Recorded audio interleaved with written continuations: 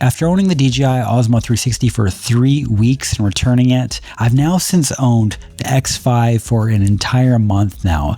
And since then, it's completely transformed the way that I look at 360 cameras and also how I use them. Later on, I'll explain exactly why I returned it, because it could absolutely matter depending on how you shoot.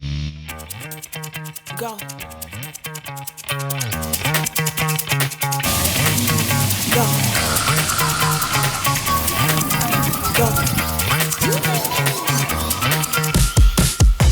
I'm stylish, profilish. I like it new, no mileage. They love it, I like it. Go get your own, don't bite it. Who wanna play? Tonight we light them candles and we cut the cake. Over the last few years, I've used so many different cameras on this channel and outside of this channel in my different photography, filmmaking endeavors. And I've really sort of figured out what exactly works best for me when choosing a camera. Today, we're going to look at the workflow aspect side and see exactly how well the X5 does and how it performs for the average person out there that is wanting to capture footage. Whether you're a solo content creator, you work with a team, I think this camera offers a little something for everyone. And I think it's important to get into exactly how it can benefit you. This is not another spec review. This is what it's like to actually live with this camera and use it over the last month now. While Insta360 did send me this camera to review, no money changed hands and my opinions are my own. One of the greatest things about filming with the X5 that is really quite freeing is it allows you to stay in the moment and you're not having to worry too much about how you frame your shots. You just set it, whether you're setting it down, you have it in your hand, just sort of at this level. There's really so many different options of how you place it. But after you place it, really, you can just sort of shut things off in here and just be in that moment. And I think that's one of the greatest things about using this X5 camera. It really changes how your brain approaches filmmaking, and I really appreciate this camera for that. Looking at the single lens mode on this camera, this is a mode that I didn't expect to use as much as I ended up using it. One of the first things I was curious about is, can this camera replace the Ace Pro 2? And are you experiencing possibly some quality loss by using this X5? I found out right away that the X5 actually outperformed the Ace Pro 2 in many different ways. Looking at these clips here, you can see right away that the color reproduction on this X5 is much better than the Ace Pro 2. And it shows a much more matured camera system compared to the Ace Pro 2. So I have both cameras set to 4K 30 with face priority turned on, -3 EV because it's a bit sunny out and I don't want to overexpose the highlights all that much. How do both these compare? In this next clip, I'm going to show you how both go in and out of a high dynamic range scene. And you can just see for yourself just how well this X5 does compared to the Ace Pro 2. Let me know your thoughts. Which one do you think wins?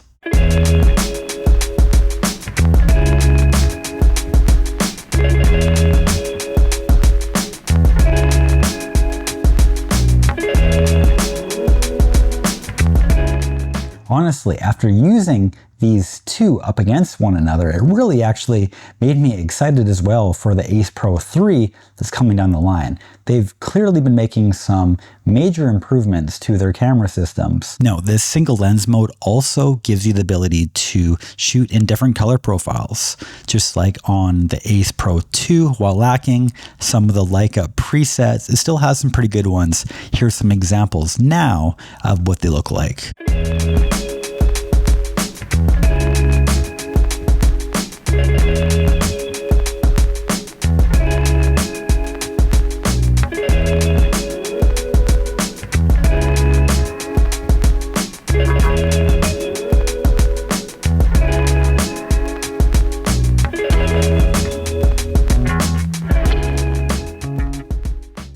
Looking at the battery life on this, because it is a 8K camera, you would expect that it would probably suffer quite a bit when it comes to battery life. And I haven't found that at all. In my days out of shooting, I think the closest I got it to dying was around 15%. This was shooting all day long with the camera. Now, if you're worried about battery life, which I don't think you should be, but they have also an extended life battery that goes up to, I believe, 2800 mAh, and this gets you a little bit further into the day if you're really doing some hardcore 8K filming sessions. Looking at night mode on the X5, it actually does a really good job with this 1.128 inch sensor. This is using a triple AI chip in order to process that footage. I find as long as you're careful not to overexpose the image too much, it really produces a really nice clean shot. Here's some examples now of me using this camera at nighttime.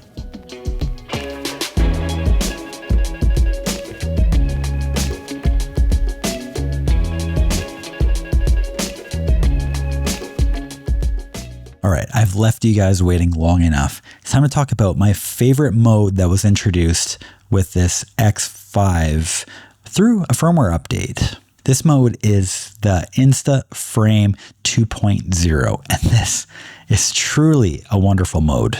With the Insta Frame 2.0 mode, you can just set the camera up to select you in the frame, and then by selecting you, it will follow you around. Now, yes, the Pocket 3 does have something like this, but it is not comparable whatsoever. The tracking on this could be improved. Maybe it's because they couldn't see my face anymore. Let's try and, no, it really likes to lose me here. Looking at these video examples here now, you'll see just how well it tracks on the subjects compared to the Pocket 3. Even in crowds, I found that this X5 held on to subjects. Even when different things went into the frame, it still was locking on to subjects. And this is not something that we saw at all with the Pocket 3. Now, if you're wanting to use this Insta Frame 2.0 mode, I really recommend you invest in the FreeFraming stick. And this gives you so many different options when using the camera, although you should be very careful that you don't end up pressing these two buttons here on the side, because it will quick release the camera, and you obviously don't want that. But this really has the benefit of being able to tilt, so you can have it out this way, and you can have this out to the side, recording yourself, and this is just a wonderful device for that. Now, there's quite a few different benefits of having this. First off, you can crop in and out on the fly by using this, so you can use it sort of like a gimbal. There's a nice joystick that allows you to frame up and down, and then you can also lock subjects by pressing the back button here. This Insta Frame 2.0 mode offers quite a few different options, and if you want me to make a full video on how I use this, I'd love to do so. Now, a lot of people want to use this Insta Frame 2.0 mode to totally eliminate the need to edit these files. That's great and all, but sometimes you want the 360 footage. Well, Insta360 did give you the option to shoot backup 360 recording as well in 5.7K. So you can cover both bases by selecting this. This is just one of the many features that they've added in to their software that really gives it a polished overall finish. One thing I should mention as well when using this Insta Frame 2.0 mode is that if you are using something like the extended selfie stick, you will see it in the frame. And while I don't find it to be all that bothersome, most people would probably better off just use something like this, and then by tilting it towards yourself, you won't have that same issue where you see the handle in your shot. All right, let's talk about the bullet time stick. The bullet time stick allows you to create orbit style dramatic shots by having it tilt out on this 90-degree angle like so, and then turning it, trying not to knock myself out, using the bullet time mode within the camera setting. Not only can it be used in that mode, you can also actually just use this as a nice small selfie stick, which is nice and portable, and it really does extend pretty good range. Now, here's an example of how it looks when you shoot with the bullet time stick.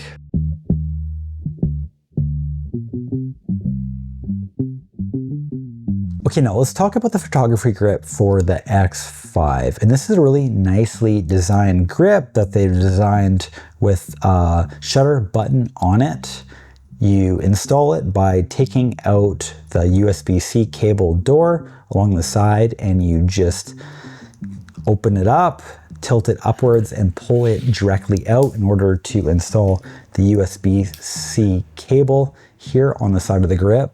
After turning the camera on, you'll notice it will go automatically into photography mode. So this is a purpose-built grip in order to shoot photography on this camera, and I wouldn't advise you use this if your main focus is for video. Right away, it puts you into 2.351 aspect ratio, and this can be really great for cinematic stills if you're looking for something for that. Now, a lot of people don't really realize that having an extra grip like this and more contact points does help with stability when using a device like this. So it's something to keep in mind if you're wanting to especially shoot lower light shots. This could potentially benefit you in that. Now, I saw Janelle's reflection here and thought this would be a great black and white photo.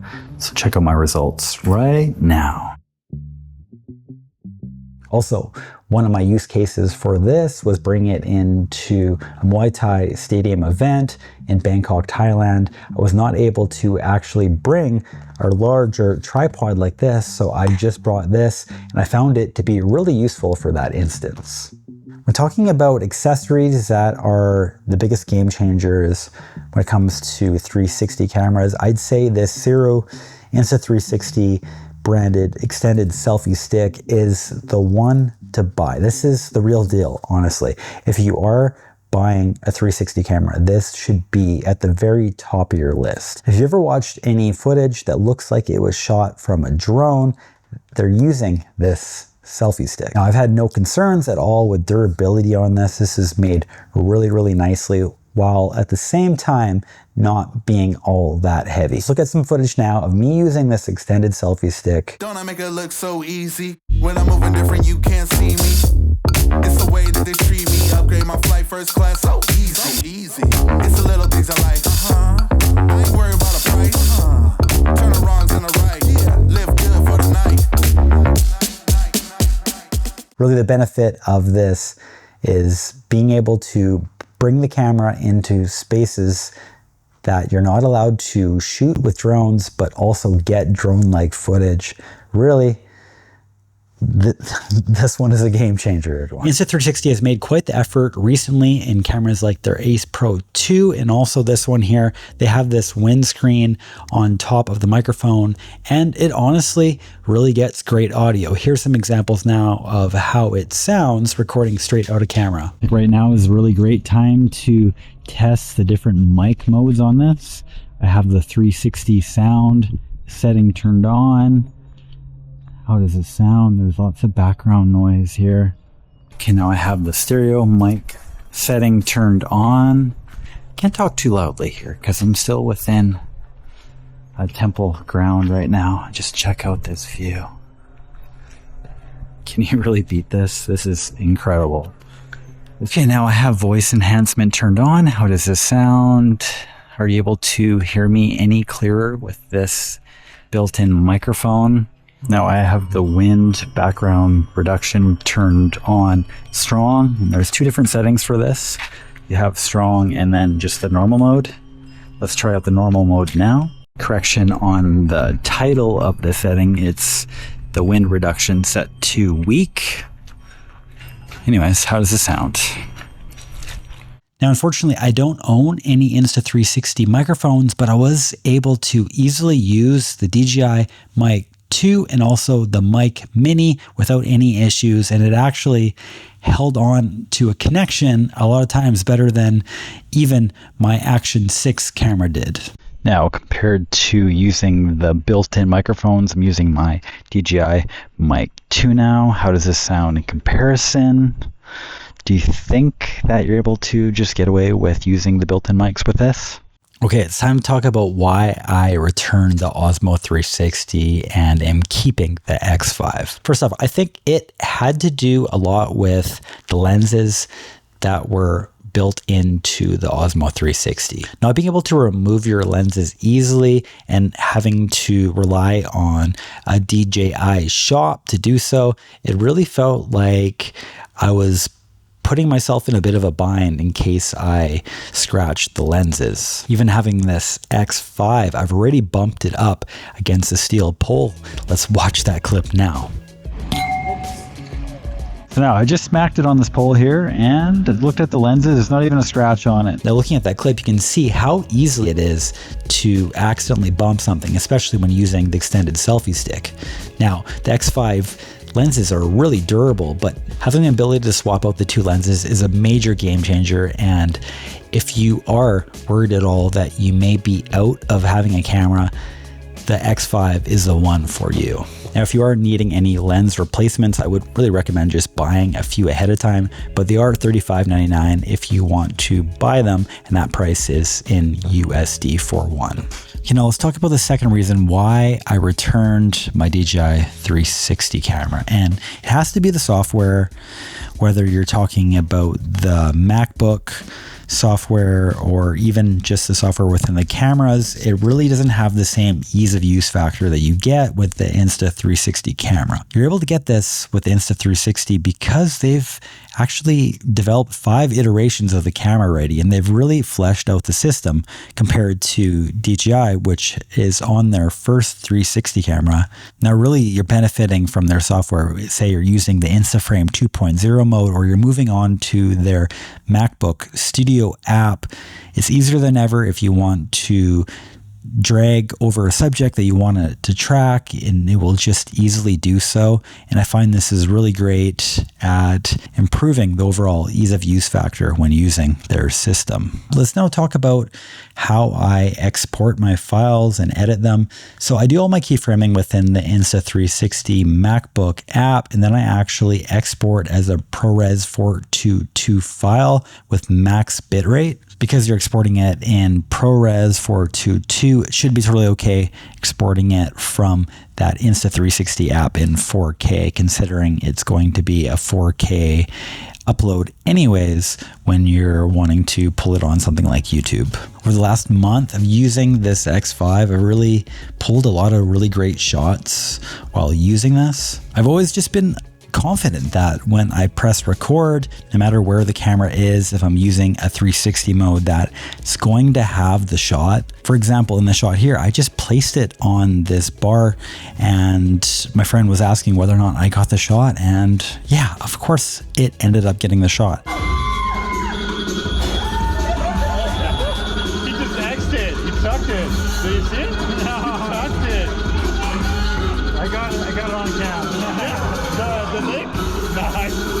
I want to see that in the video, please. There's been so many times where I've recorded with, say, this Nikon Z6 III or say the Ace Pro 2, and I just haven't framed the shot the way I would have liked.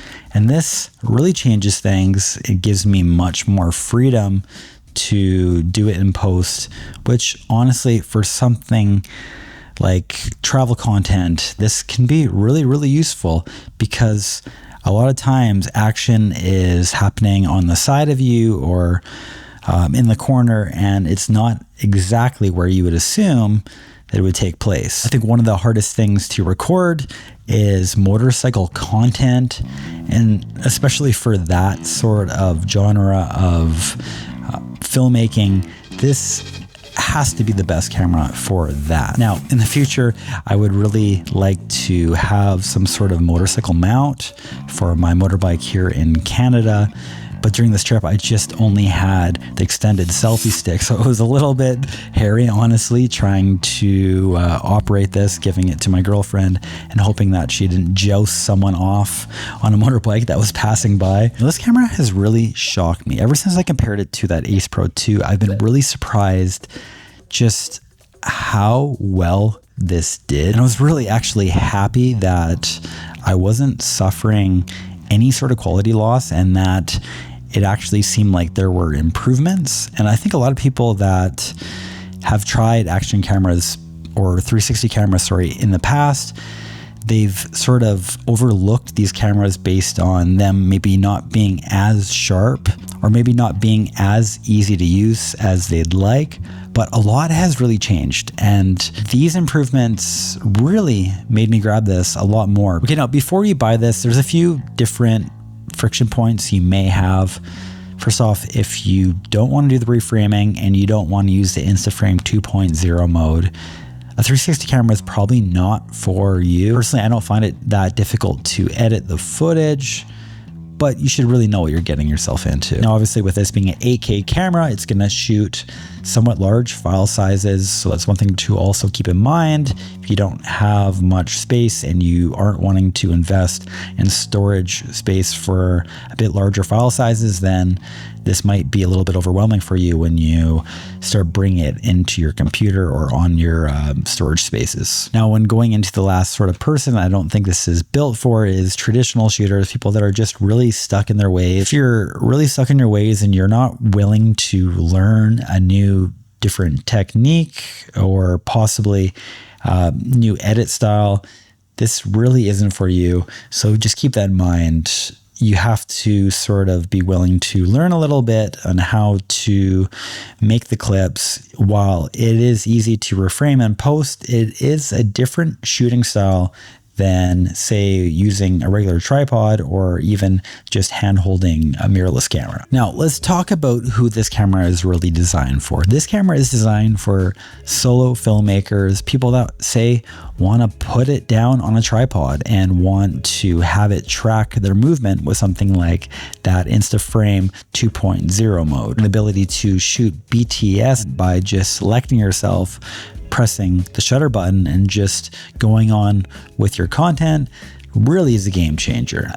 Now, going on to travel content, and this is what I've been doing now for the last 2 months. This has been really useful, and I've really appreciated having this camera, and I don't think I could have recorded a lot of shots that I did with any other camera, so I can really thank Insta360 and their X5 for that. Now, cyclists and riders being able to mount this on the back or potentially use the extended selfie stick, trying not to joust anyone off their bike. So many different options, and you can get some of the best shots possible with a motorbike or a bicycle with this, and I really recommend it for that use case. Now, vloggers, this is obviously really useful once again using that Insta Frame 2.0 mode. It's just amazing. The way that it tracks people, even in a crowd, you really can't beat this. So if you are doing travel sort of vlogging content and you want something where it's just lock on, press shutter, go, you really can't beat this. And you're not missing out by using this X5 compared to a lot of other 360 cameras before in the past. There's not a huge compromise like before. Now, thrill seekers out there, of course, this is great. If you're someone who does skiing, snowboarding, you do cliff diving, what could be a better camera for that, honestly? All in all, I think this camera really rewards just so many different shooting styles if you put the time and effort into making the content with it. Using the X5 has really been a major shift in how I look at cameras. I was bringing my Nikon Z6 III most days before receiving this camera, and then after using it for a few days, I was leaving my Nikon Z6 III at home more and more in favor of having this small X5 device. I don't know, it's just something about traveling with something like the X5 that is just so freeing. After being away for weeks, having a back that was sorer than ever after packing around all the gear, I started to realize the camera that was the best for me was the one that was with me. On days that my back needed a bit of a break, the X5 was there to do all the heavy lifting. Going back to the Osmo 360 and my return of the device, it made me realize that specs weren't everything, and ease of use and overall workflow were far more important. For me, after using the X5, the decision became easy which one was the better of the two. Now, as I close this out, I'm curious how many of you have the same opinion on this camera. camera as me. If not, let me know what your thoughts are on this X5. All in all, really happy that Insta360 acknowledged me and offered this amazing opportunity to test this camera, and it really means a lot to me. Anyways, thanks so much for watching, guys. Please subscribe, and I will see you all on the next one. I have links in the description if you want to buy this camera, and I would really appreciate if you bought through my affiliate links. Thank you, everyone. Take care. Bye.